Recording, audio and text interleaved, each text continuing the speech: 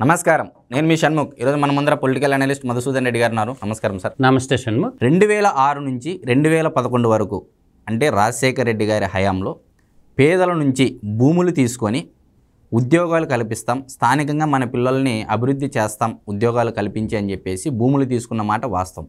అందులో అతి ముఖ్యంగా Lepakshi knowledge hub private limited ఈ కంపెనీకి భూములు దాదాపు కొన్ని వేల ఎకరాలు కేటాయించారు. ఇప్పుడు అవి ఏ దశలో ఉన్నాయి, ఎంతమందికి ఉద్యోగాలు ఇచ్చాయి అంటే ఏం చెప్తారు మీరు? ఇప్పుడు మనం చెప్పుకోవాలంటే రాజశేఖర్ రెడ్డి ముఖ్యమంత్రి అయిన తర్వాత 2004లో అక్కడి నుంచి 10 సంవత్సరాలు కాంగ్రెస్ గవర్నమెంట్ ఉన్నది. అంటే 2004 నుంచి 2009, 2009 నుంచి మనకు మొదలు పెడితే 2013 ఎండింగ్ అయిపోయి మళ్ళీ రాష్ట్ర విభజన జరగడం, 2014లో 2 రాష్ట్రాలకు విడిపోవడం. ఈ ఉమ్మడి రాష్ట్రంలో రాజశేఖర్ రెడ్డి ఏం చేశాడంటే ప్రజలకి ఒక ఫీజు రీయింబర్స్మెంట్ ఒకటి, ఆరోగ్యశ్రీ ఒకటి, ఈ 2 పథకాలతో పాటు 108, దాంతోపాటు జలయజ్ఞం.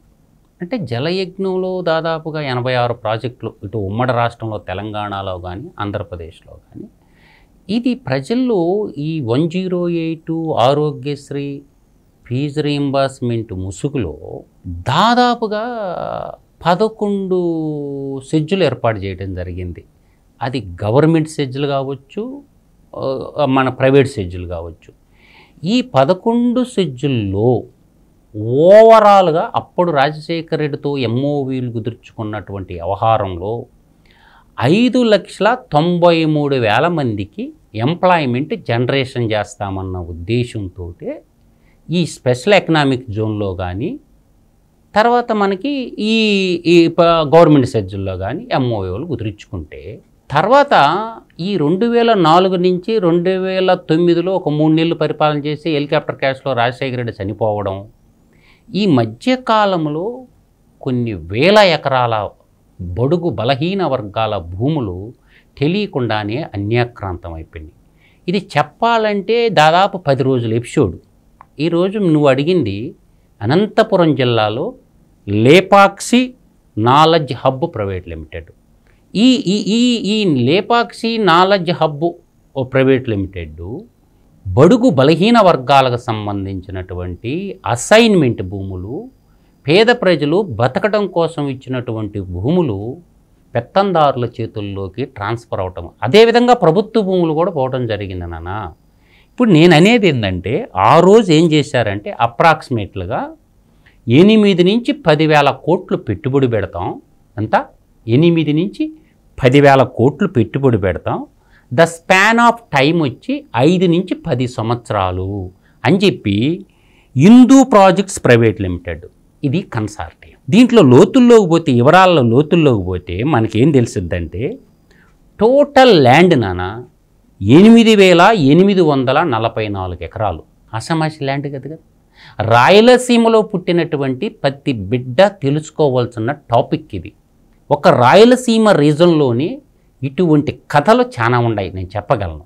కానీ ఈరోజు ఈ ఒక్క టాపిక్ నేను అంటుండేది నా సొంత కవిత్వం కాదు. కాగ్ రిపోర్ట్ ఇచ్చింది 2011లో. ఇది కాగ్ రిపోర్ట్ ముందు పెట్టుకొని నేను మాట్లాడుతున్నాను. ఈ కంప్యూటర్లు అండ్ ఆడిటర్ జనరల్ నివేదిక తీసుకొనే నేను చెప్తున్నాను, నా సొంత కవిత్వం చెప్పడంలో.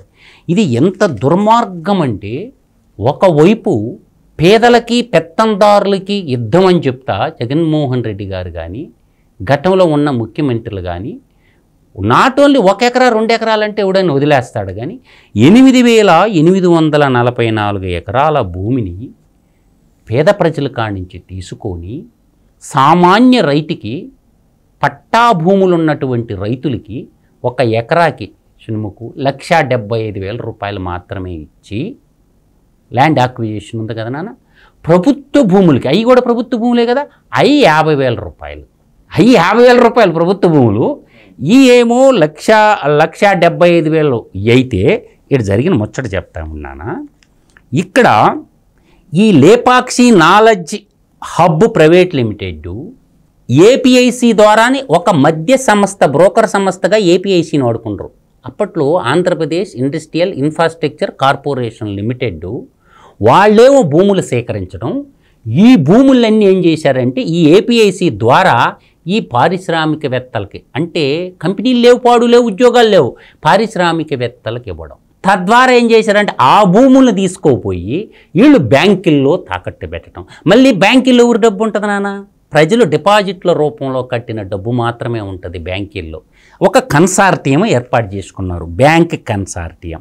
ఆ బ్యాంక్ కన్సార్టియంలో ఐడిబిఐడి బ్యాంకు దాని గ్రూప్ ఆఫ్ బ్యాంకులు ఉన్నాయి కదా, ఈ బ్యాంకులన్నీ కలిపి ఏం చేసినాయి అంటే ఫస్ట్ టర్మ్ ఎంత తాకట్టు పెట్టారంటే మార్టిగేజెడ్ 4397 ఎకరాలు మార్టిగేజ్ పెట్టి లోన్లు ఎంత తెచ్చారు? 790 కోట్ల రూపాయలు లోన్ తీసుకొచ్చారు. వాట్ ఏ వండర్ స్టోరీ షణ్ముఖు. అంటే భూములు ఎవరి? ప్రజలీ ప్రభుత్వాన్ని భూములు. ఆ భూములు ఎవరు సేకరించారో ప్రజా ప్రయోజన వ్యాజ్యం అని చెప్పి ప్రభుత్వంలో ఉన్నటువంటి అప్పటి రెవెన్యూ మంత్రి అయినటువంటి ధర్మాన ప్రసాదరావు, అర్థమైందా, రెవెన్యూ మినిస్టర్గా ఉన్నాడు, రాజశేఖర్ రెడ్డి ముఖ్యమంత్రిగా ఉన్నాడు. రెవెన్యూ మినిస్టర్ ధర్మాన ప్రసాదరావు పేరులో అధర్మం ఉంది, దీని గురించి మాట్లాడాలి. ధర్మాన ప్రసాదరావు గతంలో నువ్వు రెవెన్యూ మినిస్టర్గా ఉన్నావుగా, రాజశేఖర్ రెడ్డి ఉన్న క్యాబినెట్లో మంత్రిగా ఉన్నావు, తర్వాత కిరణ్ కుమార్ రెడ్డి గవర్నమెంట్లో క్యాబినెట్లో ఉన్నాడు, తర్వాత ఇప్పుడు జగన్మోహన్ రెడ్డి గవర్నమెంట్లో కూడా క్యాబినెట్లో మంత్రిగా ఉంటూ ఒక రెవెన్యూ మంత్రికి తెలియకుండా ఇంత జరిగిందా? అంటే ధర్మాన ప్రసాదరావు అనే వ్యక్తికి భూమి మీద బతికే అర్హత కూడా లేదు. అంటే వాడు చేసేదంతా అధర్మ పనులు. ఇక్కడ నీకు 790 కోట్ల రూపాయలు బ్యాంకులకి తెచ్చి, చూడన్న ఇక్కడ ఏం చెప్తాను వినండి, తెచ్చి దీంట్లో జూన్ 2010 ఇక్కడ నీకు జరిగింది ఏంటంటే ఇంటిగ్రేటెడ్ గ్లోబల్ నాలెడ్జ్ హబ్. దానికి ఏం పెట్టారు పేరు? Integrated global knowledge hub. ఒక పేరు ముసుగు తగిలించుకొని దీంట్లో టోటల్గా ఈ ఎంచురు మొత్తం టోటల్గా mortgage SBH, state bank of Hyderabad, central bank of India, LNT infra, Canara bank, ఈ బ్యాంకులకి అంతటికి కుచ్చు టోపీ పెట్టి కంపెనీలు లేవు, ఉద్యోగాలు లేవు. ఈడీ సిబిఐ కేసులో ఈ హిందూ ప్రాజెక్టులో జగన్మోహన్ రెడ్డి A1 ముద్దాయి, A2 ధర్మాన ప్రసాదరావు. ఈ ధర్మాన ప్రసాదరావు క్యాబినెట్లో మంత్రిగా ఉన్నాడు జగన్మోహన్ రెడ్డి దగ్గర. తర్వాత శాముల్సన్ ఒక ఐపీఎస్ ఆఫీసరుడు జగన్ ప్రభుత్వంలో సలహాదారులుగా ఉన్నారు. వీళ్ళందరూ ఈడీ సిబిఐ కేసుల్లో ముద్దాయిలుగా ఉన్నారు. నిన్న ఏం చేశారంటే ఈ కేసు సుప్రీంకోర్టులో హీరింగ్కి వచ్చినప్పుడు ఈ బ్యాంక్ ఉంది కదా, బెయిల్అవుట్ అంటారు. అంటే దాన్ని ఏమంటారంటే పరిభాషలో మనం లాకౌట్ చేసి కంపెనీలు ఎత్తిపోతల పథకం కింద ఎత్తిపోతారుగా, కంపెనీ లా ట్రిబ్యునల్ అని ఒకటి ఉంటుంది. కంపెనీ లా ట్రిబ్యునల్కి పోయి మా డబ్బులు మాకు ఇప్పించండి అని చెప్పి ఈ బ్యాంక్ కన్సార్టియం అంతా పోతే ఏమైంది, ఇంకో కన్సార్టియం తయారు చేసింది గవర్నమెంటు. దీన్ని ఏలం వేసి ఆ డబ్బులు వాళ్ళకి బ్యాంక్ వాళ్ళకి ఇప్పాలి. ఎవరి భూములు ఎవరు ఏలం వేస్తున్నారు? భూములు ఎవరి? ప్రజలు. బ్యాంక్ వాళ్ళు అనాలోచితంగా డబ్బులు ఇవ్వడము, వాళ్ళు ఇంత డబ్బులు ఇచ్చిన తర్వాత ఎప్పుడు దీని కుంభకోణం ఎప్పుడు? 2007. ఇప్పుడు ఏడనో 2024 మాకు 550 కోట్లు ఇస్తే చాలంటారు. ఎవరు? ఈ బ్యాంక్ వాళ్ళందరూ. అంటే ప్రజలను ముంచాలనే కదా. అంటే వీళ్ళంతా బ్యాంక్ రాబర్స్ కదా. ఈ బ్యాంక్ రాబర్స్ని ఏం చేయాలా? ఈ బ్యాంక్ రాబర్స్ని అప్పుడు ఈడీ ఎంటర్ అయింది. ఈడీ ఎంటర్ అయ్యి ఇది తప్పు, ఇది దుర్మార్గమైనటువంటి ప్రక్రియ, 550 కోట్ల రూపాయలకి ప్రజలకు ఉద్యోగాలు ఇస్తామని చెప్పి తీసుకున్నటువంటి భూములు ఉద్యోగాలు ఇవ్వకపోగా జిఎస్టీ రూపంలో ఎంత నష్టపోయింది ప్రభుత్వం? కంపెనీలు ఉంటే జిఎస్టీ రూపంలో వస్తుందనే కదా ఆదాయం వస్తుంది, పిల్లలకి ఎంప్లాయ్మెంట్ లేదు. తర్వాత ఏం చేయాలా? రెండోది ఏంది, మనకి గతంలో వ్యాట్ ఉండేది, ఇప్పుడు జిఎస్టీ అయింది. ఎంత నష్టపోయింది? కాబట్టి ఏపీఐసి ఏం చేయాలా? ఇచ్చిన భూములన్నీ తిరిగి వెనక్కి తీసుకోవాలిగా. అంటే వాళ్ళకేం సేల్ డీడ్ చేసేసారు, ఎన్ఓసి ఇచ్చేశారు. వాళ్ళు ఏం చేశారు? బ్యాంకుల్లో తాకట్టు పెట్టారు. బ్యాంకు డబ్బులతో ₹1,00,000 కంపెనీ ఏర్పాటు చేసి ఈ డ్రామా మొత్తం ఆడేశారు. కేవలం ₹1,00,000 కంపెనీ 790 కోట్ల రూపాయలు లోన్ తెచ్చారు. 550 కోట్లకి సెటిల్మెంట్ చేసేసుకొని చేయాలంటే ఇప్పుడు అందరూ దొంగలే. బ్యాంక్ వాళ్ళు దొంగలే, తర్వాత భూములు అలకేషన్ చేసిన క్యాబినెట్ ధర్మాన ప్రసాదరావు బతికున్నాడు శ్రీకాకుళంలో రెవెన్యూ మినిస్టరు. వాడి నడి బజార్లో ఉరిదీయాలి, వాడు ఏడ దొరికితే వాడికి తెలుసు. ఇది మొత్తం అప్పుడు రెవెన్యూ మినిస్టర్ వాడే, ఇప్పుడు వాడు రెవెన్యూ మినిస్టర్ వాడే. ఇటువంటి వాళ్ళు పెద్ద మనుషులుగా చలామణి అవుతూ పేదలకు ఇచ్చినటువంటి భూములు గతంలో చారుమోజుదార్ నేతృత్వంలో ఈ భూ ఉద్యమాలు జరిగినాయి ఆయన బెంగాల్లోనూ. ఆ ఉద్యమం శ్రీకాకుళం దాకి ఈ భూస్వాముల మీద తిరుగుబాటు మొదలైంది, నక్సల్బరీ ఉద్యమం అంటారు దాన్ని. ఆ తత్ఫలితంగా ఇందిరాగాంధీ ఏం చేసిందంటే పేదోళ్ళకి 5 ఎకరాల చొప్పున భూములు ఇచ్చింది. దామోదరం సంజీవయ్య గారు భూములు ఇచ్చారు. అంటే కర్నూలు ఆయన దామోదరం సంజీవ్ ఉన్నాడు, పెదపాటు దగ్గర పుట్టిన ఆయన 6 లక్షల ఎకరాలు బీసీ ఎస్టీ మైనారిటీలకు పంచాడు దామోదరం సంజీవయ్య గారు. మనకి 2వ ముఖ్యమంత్రి, ఉమ్మడి రాష్ట్రానికి నీలం సంజీవ్ రెడ్డి తర్వాత 2వ ముఖ్యమంత్రి. ఆయన 2 ఏళ్ళు ఉండిండు ముఖ్యమంత్రిగా. దామోదరం సంజీవయ్య లాంటి వాళ్ళు, ఇందిరాగాంధీ లాంటి వాళ్ళు ఇచ్చిన భూములు మొత్తం నాకేశారు, పేద ప్రజల భూములు. ఎస్పెషలీ అనంతపురం జిల్లా వాసులు తెలుసుకోండి. ఒక్క సింపుల్గా ఒక్క లైన్ చదువుతాను ఇక్కడ చూడండి. Allotment to Lepaksy Knowledge Hub Private Limited. The government of Andhra Pradesh entered into an MOA with Lepaksy Knowledge Hub Private Limited, shortcut lo LKH, in December 2008 for establishment of an integrated global knowledge hub multi-product special economic zone. Multi-product special economic zone in Gorantla and Chilamathur mandals. Gorantla మండలము అనంతపురం జిల్లాలో, చిలమత్తూరు మండలము Anantapuram district. The project envisaged generation of employment up to 1.5 lakh person. ఎంత ఈ ప్రాజెక్టులో ఎంతమందికి ఉద్యోగాలు ఇస్తారంట?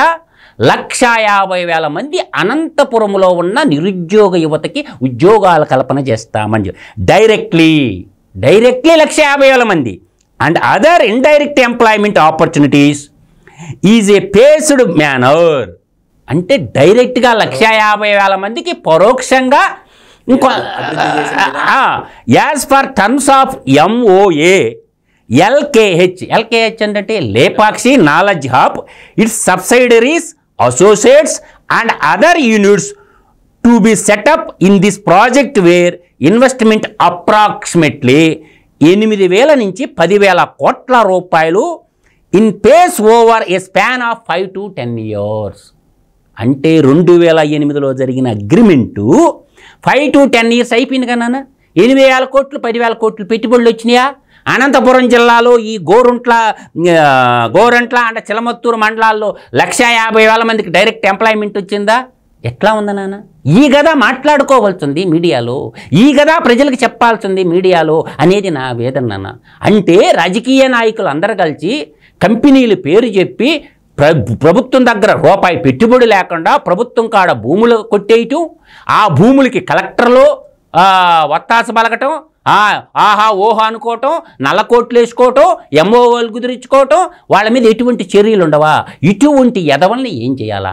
భారతదేశ చట్టాల్లో పరివర్తన రావాలా? కంపెనీలు పెట్టకుండా ప్రజల భూములు ప్రభుత్వ భూముల్ని తాకట్టు పెట్టి మార్టిగేజ్ చేసి లోన్లు తెచ్చి ఆ లోన్లో పావలా ఖర్చు పెట్టి మిగతాయి ఎత్తిపోతల పథకం కింద ఎత్తేయటం. దీన్ని చూస్తా ప్రభుత్వాలు, కేంద్ర రాష్ట్ర ప్రభుత్వాలు చూస్తా ఎందుకున్నాయి? ఒకటే ఎంప్లాయ్మెంట్ పిల్లలకు అన్యాయం జరిగింది, 2 భూములు ఇచ్చిన నిరుపేదలు అన్యాయం అయిపోయినారు. ఈ విధంగా ల్యాండ్ గ్రాబర్స్గా మిగిలిపోతున్నప్పుడు అది కాబట్టి యువత మేల్కొని ప్రశ్నించే తత్వాన్ని ప్రశ్నిస్తే ఏం చేస్తున్నారు? రౌడీ మోకలు దాడులు చేస్తున్నారు. ఎంతమందిని చంపుతారు? ఇందుక మనం స్వతంత్రం తెచ్చుకున్నదని నేను అడుగుతున్నాను సినిమాకు. స్వతంత్రోద్యమ కాలంలో కూడా చాలామంది ఏం చేశారంటే దేశం కోసం బ్రిటిష్ వాళ్ళు బాగానే డెవలప్ చేస్తారు, అంతకని స్వతంత్ర పోరాటం ఆపేశారా? ఆపలా. కాబట్టి ఇటువంటి దుర్మార్గుల పట్ల చదువుకున్న యువత ముందుకు అడిగేయండి. నేను చెప్పే మాట నా సొంత కవిత్వం కానే కాదు, మీరు కూడా పోండి. ఈ డాక్యుమెంటు కంప్యూటర్ అండ్ ఆడిటర్ జనరల్లో డాక్యుమెంట్ మీకు కూడా దొరకద్ది.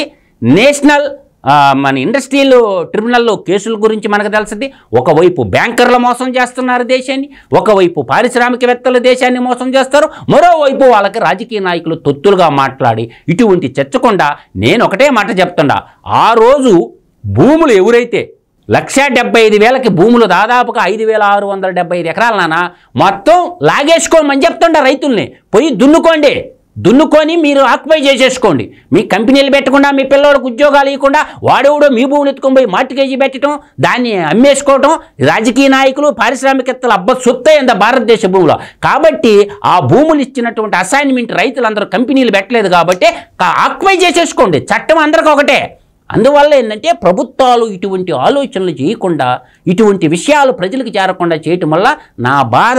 నేను చెప్తున్నా, ఇది అనంతపురం జిల్లాలో ద బిగ్గెస్ట్ స్కామ్. మరో స్కామ్తో మళ్ళీ మీ ముందుకు వస్తాను. అనంతపూర్లో జరిగినటువంటి బిగ్గెస్ట్ స్కామ్, ల్యాండ్ స్కామ్ గురించి మధుసూదన్ రెడ్డి గారు చాలా బాగా తెలియజేశారు. ఈ విషయం ప్రతి ఒక్కరూ చేరుకోవాలని, వినాలని, చూడాలని, తెలుసుకోవాలని కోరుకుంటూ మరొక అంశంతో మళ్ళీ కలుద్దాం. నమస్కారం.